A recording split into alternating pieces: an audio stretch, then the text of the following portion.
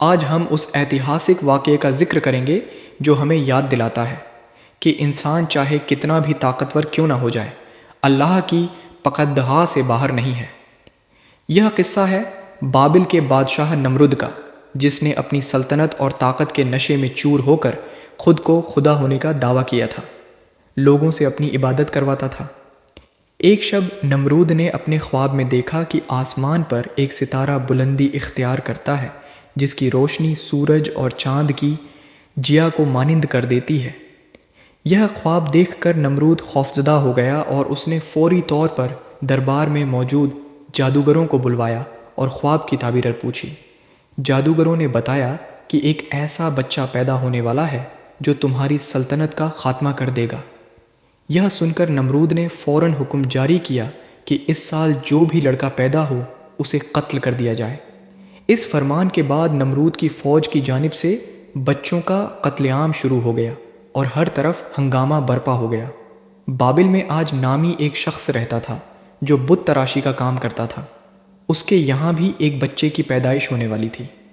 جب اس نے نمرود کا یہ حکم سنا تو فوراً اپنی بیوی کو لے کر پہاڑ کی جانب بھاگ نکلا۔ اس نے نمرود کی فوج سے دور پہاڑی علاقے میں پناہ لے لی۔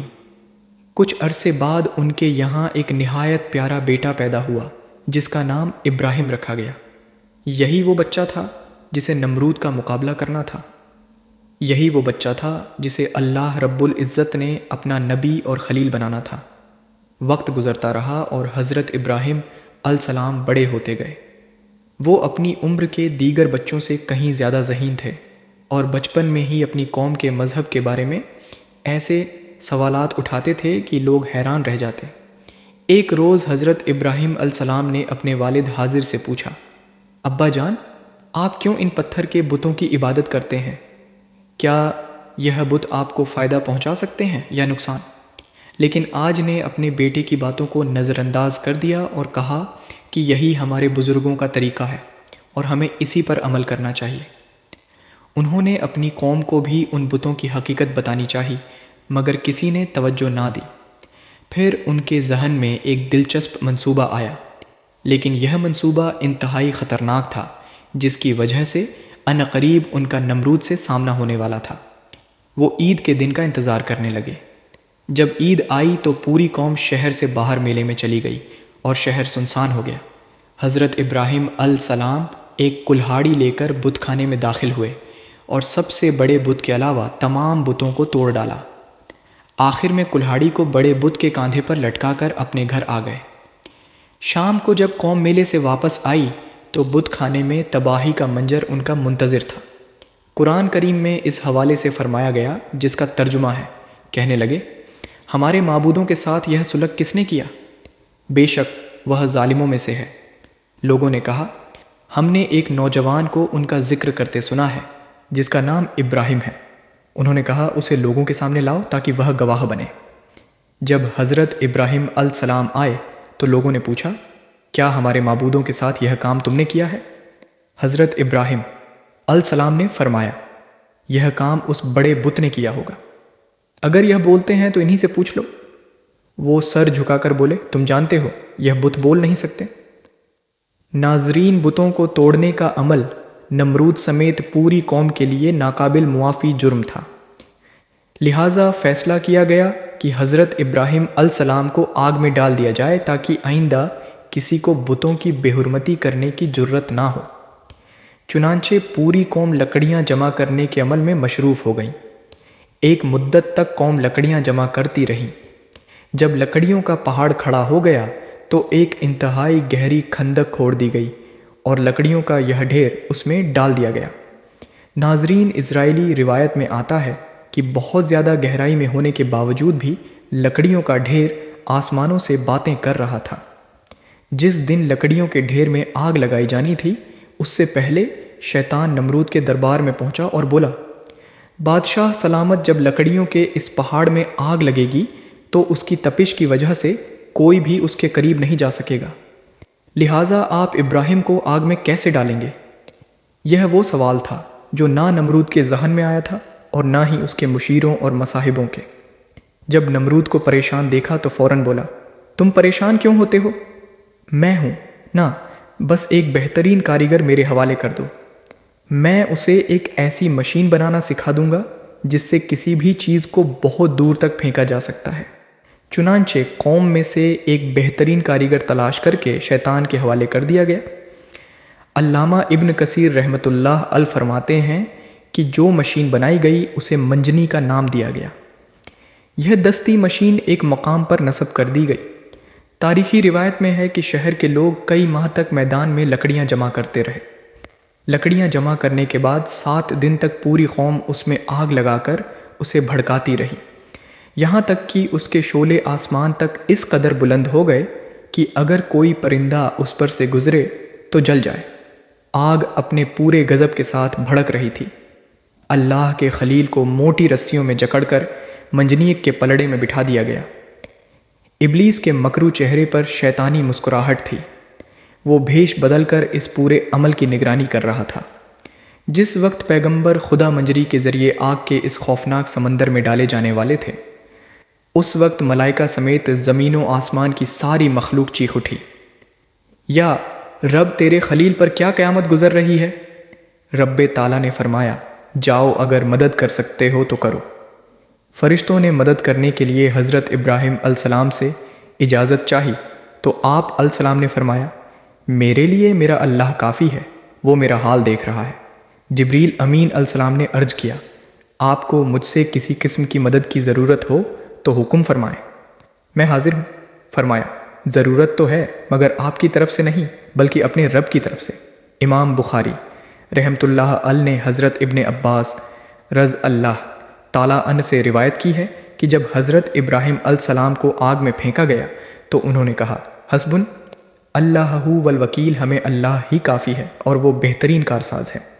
حضرت ابو ہریرہ رضی اللہ عنہ سے مروی ہے کہ نبی اکرم صلی اللہ علیہ وسلم نے فرمایا، جب حضرت ابراہیم علیہ السلام کو آگ میں ڈالا گیا تو انہوں نے کہا، اے میرے اللہ، تو آسمان میں اکیلا ہے اور میں زمین میں تیری عبادت کرنے والا اکیلا۔ جو ہی حضرت ابراہیم علیہ السلام کو آگ میں پھینکا گیا، اللہ رب العزت نے فرمایا اور ہم نے حکم دیا، اے آگ ٹھنڈی پڑ جا اور ابراہیم کے لیے سلامتی والی بن جا۔ اللہ رب العزت کے حکم سے آگ ٹھنڈی ہو گئی۔ روایت میں آتا ہے کہ حضرت ابراہیم علیہ السلام اس آگ میں 40 یا 50 دن تک رہے۔ ناظرین، یہاں ایک اہم واقعہ یہ بھی ہے کہ حضرت ابراہیم علیہ السلام آگ سے سلامت باہر تشریف لائے تو نمرود کو بہت حیرت ہوئی۔ اس نے حضرت ابراہیم علیہ السلام کو اپنے دربار میں طلب کیا۔ نمرود نے اپنی پوری قوت اور طاقت کا مظاہرہ کرتے ہوئے کہا، میرا رب کون ہے؟ میں ہی زندگی اور موت دیتا ہوں۔ حضرت ابراہیم علیہ السلام نے نہایت حکمت سے جواب دیا، میرا رب وہ ہے جو سورج کو مشرق سے نکالتا ہے، اگر تم سچے ہو تو اسے مغرب سے نکال کر دکھاؤ۔ یہ سن کر نمرود مکمل طور پر لاجواب ہو گیا اور اس کی ساری جھوٹی شان اور شوکت خاک میں مل گئی۔ قرآن پاک میں اللہ تعالیٰ نے اس واقعے کو بیان فرمایا ہے۔ کافر حیران رہ گیا۔ یہ واقعہ اس بات کی واضح دلیل ہے کہ حق کے سامنے باطل کبھی ٹھہر نہیں سکتا۔ آگ میں ڈالے جانے کے بعد حضرت ابراہیم علیہ السلام نے بابل سے ہجرت کا ارادہ فرمایا اور ایک دن اپنے اہل خانے کے ساتھ ہیران نامی علاقے میں ہجرت کر گئے۔ حضرت ابراہیم علیہ السلام نے بابل میں ہی اپنی چاچا کی بیٹی حضرت سارہ سے شادی کر لی تھی۔ پھر اللہ تعالیٰ نے آپ کو بیت المقدس جانے کا حکم فرمایا۔ اس وقت آپ کی عمر مبارک 75 سال تھی۔ بیت المقدس میں کچھ عرصہ قیام کے بعد آپ مصر ہجرت کر گئے۔ ناظرین، روایت میں آتا ہے کہ جب حضرت ابراہیم علیہ السلام مصر پہنچے تو وہاں فرعون کی حکومت تھی اور اس وقت وہاں کا بادشاہ انتہائی عیاش، ظالم اور جابر تھا۔ کسی نے بادشاہ کو بتایا کہ ہمارے شہر میں ایک پردیسی آیا ہے جس کے ساتھ ایک حسین و جمیل عورت بھی ہے۔ فرعون نے یہ سن کر فوری طور پر حضرت ابراہیم علیہ السلام کو دربار میں طلب کیا اور حضرت سارہ کے بارے میں سوال اور جواب کیے۔ حضرت سارہ اللہ رب العزت کی نیک بندی تھی اور انہیں اپنے اللہ پر بڑا یقین تھا۔ چنانچہ وہ طلب کرنے پر بادشاہ کے پاس تشریف لے گئے۔ بادشاہ نے جب انہیں دیکھا تو اپنے آپ پر قابو نہ رکھ سکا اور برے ارادے سے انہیں پکڑنے کے لیے آگے بڑھا۔ حضرت سارہ اس وقت اپنے رب سے دعا میں مصروف تھی۔ جیسے ہی فرعون آگے بڑھا اس کے قدم زمین میں دھنس گئے۔ بادشاہ بدحواس ہو گیا اور جلدی سے بولا، تم میرے لیے اپنے اللہ سے دعا کرو، یہ تو کہا جائے گا کہ میں نے اسے قتل کیا ہے۔ اے اللہ، تو اسے آزاد کر دے۔ اس دعا کے بعد اللہ رب العزت نے اسے آزاد کر دیا، لیکن وہ اپنی حرکت سے باز نہ آیا، دوبارہ آگے بڑھا، مزید اندر دھنس گیا۔ اس نے پھر دعا کے لیے کہا، حضرت سارہ نے دعا کی اور پھر وہ آزاد ہو گیا۔ راوی کہتے ہیں کہ تیسری یا چوتھی مرتبہ وہ پکار اٹھا اور اپنے درباریوں سے کہا، تم میرے پاس کسی انسان کو نہیں لائے ہو۔ پھر اس نے حضرت سارہ کو عزت اور احترام سے رخصت کیا، بلکہ خادمہ جن کا نام حضرت ہاجرہ تھا انہیں بھی ان کی خدمت میں پیش کیا۔ بعض محققین کے مطابق حضرت ہاجرہ بادشاہ کی لونڈی نہیں بلکہ بیٹی تھی۔ اس واقعے کے بعد حضرت ابراہیم علیہ السلام دوبارہ فلسطین منتقل ہو گئے۔ کچھ عرصہ بیتا تو ایک دن حضرت سارہ نے حضرت ابراہیم علیہ السلام سے فرمایا، میں چاہتی ہوں کہ آپ ہاجرہ سے نکاح کر لیں، شاید اللہ آپ کو اولاد کی نعمت سے نواز دے۔ اس وقت تک آپ علیہ السلام کی اولاد نہیں ہوئی تھی۔ حضرت سارہ نے آپ کا نکاح حضرت ہاجرہ سے کروا دیا۔ اللہ تعالیٰ نے سال بھر بعد ہی حضرت ہاجرہ کے وطن سے حضرت اسماعیل علیہ السلام کو پیدا فرمایا۔ جب حضرت اسماعیل علیہ السلام کی پیدائش ہوئی تو حضرت ابراہیم علیہ السلام کو حکم ملا کہ وہ سیدہ ہاجرہ اور حضرت اسماعیل کو جنگل میں چھوڑ آئے۔ حضرت ابراہیم علیہ السلام نے حضرت ہاجرہ اور حضرت اسماعیل علیہ السلام کو ساتھ لیا اور سرزمین مکہ کی جانب روانہ ہو گئے۔ حضرت ابراہیم علیہ السلام اپنی زوجہ اور لختے جگر کے ساتھ صحرا پہاڑوں اور میدانوں کو کرتے ہوئے ایک ایسی وادی میں پہنچے جہاں دور دور تک چرند پرند نہ تھے اور نہ ہی پانی کا نام و نشان۔ حضرت ابراہیم علیہ السلام نے اہلیہ کو دودھ پیتے معصوم بچے سمیت ایک درخت کے نیچے بٹھایا، کھجور کا تھیلا اور پانی کا مشکیزہ پاس رکھا اور کچھ کہے بغیر واپسی کے لیے پلٹے۔ حضرت ہاجرہ نے جب یہ دیکھا تو لپک کر دامن پکڑا اور بولی، اے ابراہیم، ہم اس ویران بیابان میں چھوڑ کر کہاں جا رہے ہو؟ حضرت ہاجرہ کے بار بار فریاد کرنے پر بھی آپ علیہ السلام خاموش رہے تو انہوں نے عرض کیا، اے ابراہیم، کیا یہ اللہ کا حکم ہے؟ آپ نے فرمایا، ہاں۔ حضرت ہاجرہ نے یہ سنا تو بڑے یقین اور اعتماد کے ساتھ فرمایا، پھر ہمارا پروردگار ہمیں ضائع نہیں فرمائے گا۔ حضرت ابراہیم علیہ السلام اپنی اہلیہ اور حضرت ہاجرہ اور بیٹے حضرت اسماعیل علیہ السلام کو سرزمین حرم پر اللہ رب العزت کے بھروسے پر واپس چھوڑ آئے۔ حضرت ہاجرہ بھوک کے وقت کھجور کھاتی اور پیاس لگنے پر پانی پی لیتی، یہاں تک کہ کھجور اور پانی ختم ہو گیا۔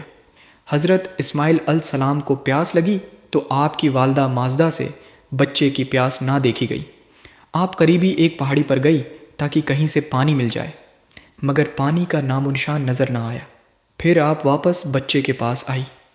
بچے کی پیاس کی شدت دیکھ کر دوسری پہاڑی پر چڑھی، مگر وہاں بھی پانی نظر نہ آیا۔ سخت گرمی تھی اور بچہ پیاس سے بے قرار تھا۔ ماں کا دل تڑپ رہا تھا۔ دونوں پہاڑیوں کے درمیان کی وادی میں جب آتی تو تیز تیز دوڑتی، کیونکہ وہاں بچے کو اپنی نظروں سے اوچھل ہوتے دیکھ کر بے چین ہو جاتی۔ یہ ایک ماں کی محبت اور اللہ پر توکل کا بے مثال واقعہ تھا۔ آپ جن دو پہاڑوں پر پانی کی تلاش کے لیے گئی ان پہاڑیوں کو صفا اور مروہ کہا جاتا ہے۔ ان دونوں پہاڑیوں کے درمیان حضرت ہاجرہ 7 مرتبہ دوڑی۔ اللہ رب العزت کو ان کا دوڑنا اتنا پسند آیا کہ قیامت تک آنے والے جائرین کو حکم فرمایا کہ وہ بھی صفا اور مروہ کے درمیان 7 چکر لگائیں۔ جب حضرت ہاجرہ کو دوسری پہاڑی سے بھی پانی نہ ملا تو واپس اپنے بچے کے پاس آتی ہیں۔ ایک عجیب منظر دیکھتی ہیں جہاں پر حضرت اسماعیل علیہ السلام کی ایڑیاں تھیں۔ وہاں پر پانی کا ایک صاف اور شفاف چشمہ جاری ہے۔ اس پانی کے اچانک ظاہر ہونے سے حضرت ہاجرہ کی خوشی کی انتہا نہ رہی، فوراً اللہ تعالیٰ کا شکر بجا لائی۔ پھر یہ خیال آیا کہ اس بڑھتے ہوئے پانی کو روکنا چاہیے۔ حضرت ہاجرہ کہہ رہی تھی، زم ٹھہر جا، جمزم ٹھہر، اے پانی ٹھہر۔ یہی وہ آب جمزم ہے جسے کروڑوں لوگ بطور تبک پیتے ہیں اور اپنے ساتھ لے جاتے ہیں۔ ناظرین، چشمے کی برکت سے رفتہ رفتفا اس علاقے میں لوگ آباد ہونے لگے۔ قبیلہ جرہم کے لوگ جو یمن سے آئے تھے، انہوں نے جب دور سے پرندوں کو اس علاقے میں چکر لگاتے دیکھا تو سمجھ گئے کہ یہاں پانی ہے۔ وہ حضرت حاجرہ کے پاس آئے اور رہنے کی اجازت مانگی۔ حضرت حاضر نے شرط رکھی کہ پانی پر حق صرف ہمارا ہی رہے گا۔ اس طرح وہاں ایک چھوٹی سی بستی قائم ہو گئی جو بعد میں دنیا کا مقدس ترین شہر بنا۔ حضرت ابراہیم علیہ السلام کے بیٹے حضرت اسحاق علیہ السلام کی پیدائش بھی موجزانہ انداز میں ہوئی۔ حضرت ابراہیم علیہ السلام کی عمر 100 برس اور آپ کی اہلیہ حضرت سارہ کی عمر 90 سال تھی جب ان کے یہاں حضرت اسحاق علیہ السلام پیدا ہوئے۔ ان دنوں حضرت ابراہیم علیہ السلام ملک شام میں رہائش پذیر تھے، جبکہ بڑے صاحبزادے حضرت اسماعیل علیہ السلام 14 سال سے مکہ مکرمہ میں اپنی والدہ حضرت حاجرہ کے ساتھ مقیم تھے۔ ایک دن اللہ تعالیٰ نے فرشتوں کی ایک جماعت کو زمین پر بھیجا تاکہ وہ قوم لوط پر عذاب الہی نازل کریں جو حد سے گزر چکی تھی۔ یہ فرشتے پہلے حضرت ابراہیم علیہ السلام کے پاس آئے اور انہیں اللہ تعالیٰ کی جانب سے ایک صاحبزادے کی خوشخبری سنائی، کیونکہ حضرت سارہ بوڑھی تھی۔ فرشتوں کی اس خوشخبری پر انہیں بڑی حیرت ہوئی، جس کا ذکر اللہ تعالیٰ نے قرآن پاک میں یوں فرمایا: ہم نے اسے اسحاق علیہ السلام کی اور اسحاق علیہ السلام کے بعد یعقوب علیہ السلام کی۔ خوشخبری دی تو انہوں نے کہا، کیا مجھے بچہ ہوگا؟ میں تو بڑھیا ہوں اور میرے شوہر بھی بوڑھے ہیں، یہ تو عجیب بات ہے۔ فرشتوں نے کہا، کیا تم اللہ کی قدرت سے تعجب کرتی ہو؟ اے اہل بیت، تم پر اللہ کی رحمتیں اور اس کی برکتیں ہیں۔ حضرت ابراہیم علیہ السلام بھی اس خوشخبری پر بہت حیران ہوئے، کیونکہ وہ بہت بوڑھے ہو چکے تھے۔ لہٰذا انہوں نے بھی تعجب سے فرشتوں سے فرمایا، جب مجھے بڑھاپے نے آن پکڑا تو تم خوشخبری دینے لگے۔ اب کیسی خوشخبری دیتے ہو؟ انہوں نے کہا، ہم آپ کو سچی خوشخبری دیتے ہیں، آپ مایوس نہ ہوں۔ گز حضرت اسماعیل علیہ السلام کی پیدائش کے تقریباً اللہ تعالیٰ نے آپ کو ایک اور صاحبزادے حضرت اسحاق علیہ السلام عطا فرمائے، جس پر حضرت ابراہیم علیہ السلام بار بار اللہ کا شکر ادا کرتے تھے۔ ایک دن حضرت ابراہیم علیہ السلام کو اپنی عزیز ترین قربان کرنے کا حکم دیا گیا۔ یہ خواب آپ کو کئی دن لگاتار نظر آتا رہا، تو آپ سمجھ گئے کہ اللہ تعالیٰ بیٹے کی قربانی کا حکم دے رہا ہے۔ چنانچہ آپ نے مکہ مکرمہ جانے کا ارادہ فرمایا اور پہنچ کر صاحبزادے کو اپنا خواب سنایا۔ اللہ رب العزت قرآن مجید میں فرماتا ہے، پھر جب وہ لڑکا ابراہیم کے ساتھ چلنے پھرنے کے قابل ہو گیا تو انہوں نے کہا، بیٹے، میں خواب میں دیکھتا ہوں کہ تمہیں ذبح کر رہا ہوں، اب سوچ کر بتاؤ تمہاری کیا رائے ہے؟ بیٹے نے کہا، ابا جان آپ وہی کیجئے جس کا آپ کو حکم دیا جا رہا ہے، انشاءاللہ آپ مجھے صبر کرنے والوں میں سے پائیں گے۔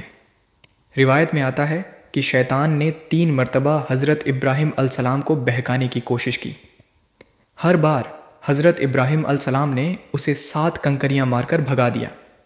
آج تک منا کے 3 جمعرات پر اسی محبوب عمل کی یاد میں کنکریاں ماری جاتی ہیں۔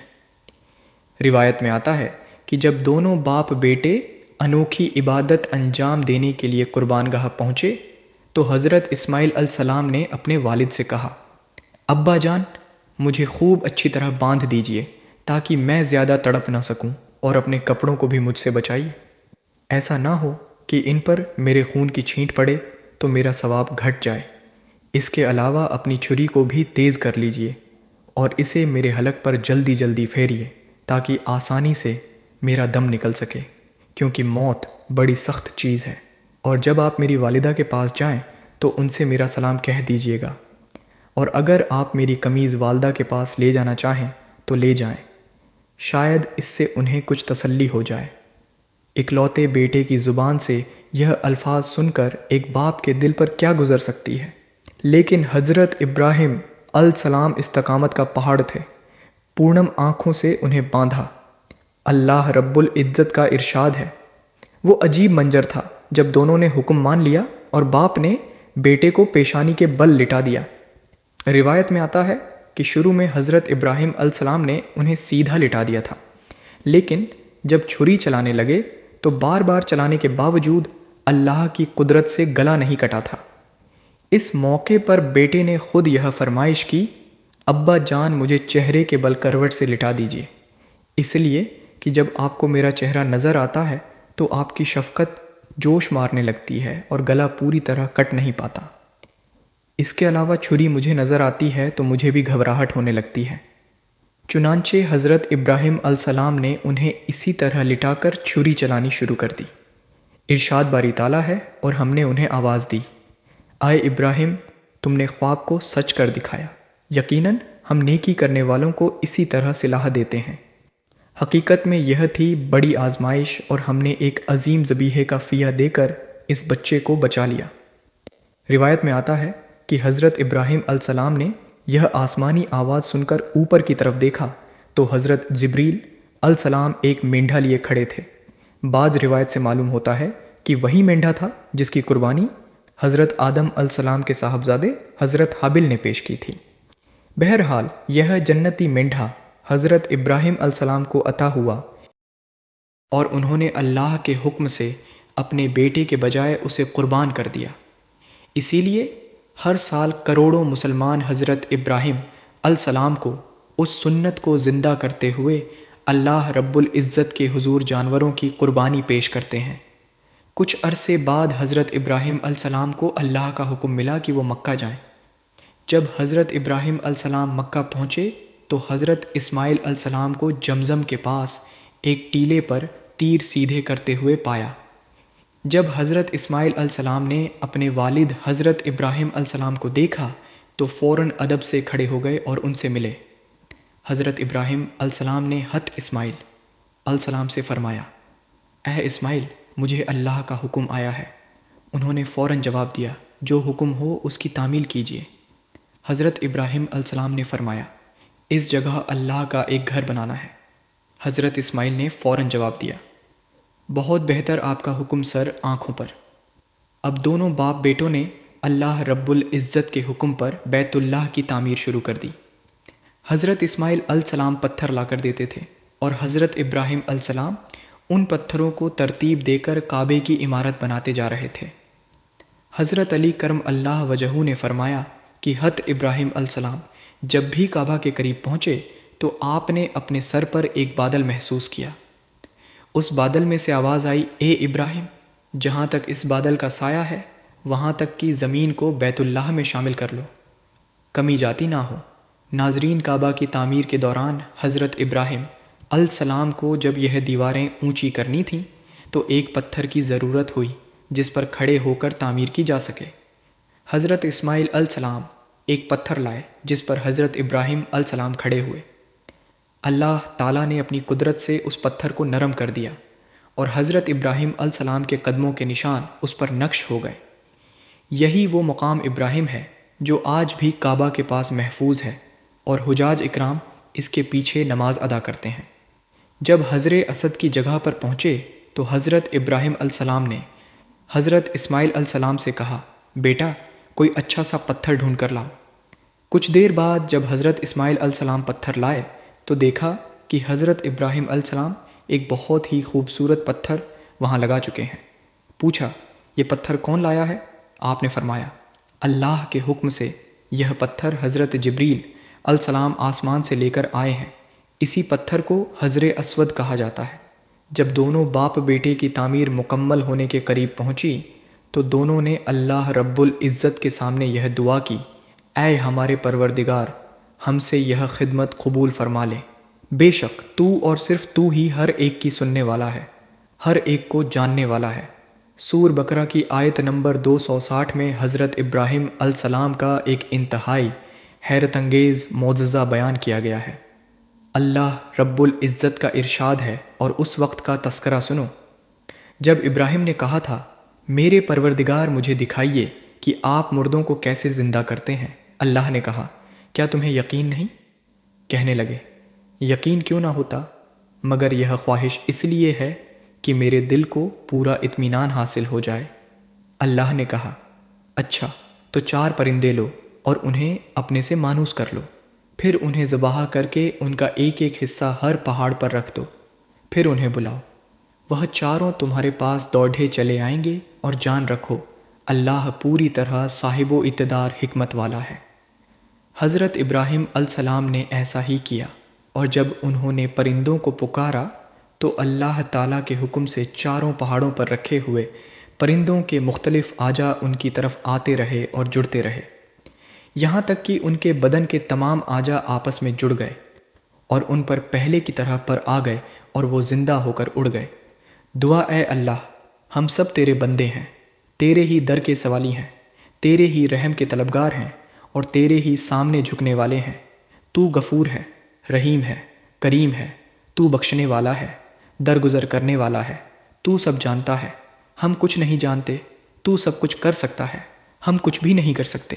یا اللہ، ہمیں اس حال میں نہ چھوڑ کے ہم اپنے نفس کے حوالے کر دیے جائیں، ہمیں ہمارے گناہوں کی وجہ سے تباہ نہ کر، ہماری لذیشوں کو درگزر فرما، ہماری کوتاہیوں کو معاف فرما، ہمارے دلوں کو ہدایت دے، ہماری زبانوں کو سچائی پر قائم رکھ اور ہمارے اعمال کو اپنے لیے خالص بنا دے۔ یا رب العالمین، ہم کمزور ہیں، ہم بھولنے والے ہیں، ہم بار بار گناہ کرنے والے ہیں، مگر تو ہر بار معاف کرنے والا ہے۔ ہم نے دنیا کی محبت میں تیری یاد کو بھلا دیا، مگر اے رب تو ہمیں مت بھولا، ہمیں اپنے ذکر سے زندہ رکھ، اپنی عبادت میں لگا دے اور اپنے محبوب صلی اللہ علیہ وآلہ وسلم کی سنت پر عمل کرنے والا بنا دے۔ یا رحم راحمین، ہمیں وہ آنکھیں عطا فرما جو تیرے خوف سے اشک بار ہو، وہ دل عطا فرما جو تیری عظمت سے کانپ اٹھے، وہ زبان عطا فرما جو ہر وقت تیرا ذکر کرے، اور وہ زندگی عطا فرما جو تیری رضا میں گزرے۔ اے مالک یوم الدین، جب ہمارے جنازے اٹھے تو ہمیں ان لوگوں میں شامل فرما جن کے لیے فرشتے دعائیں کرتے ہو۔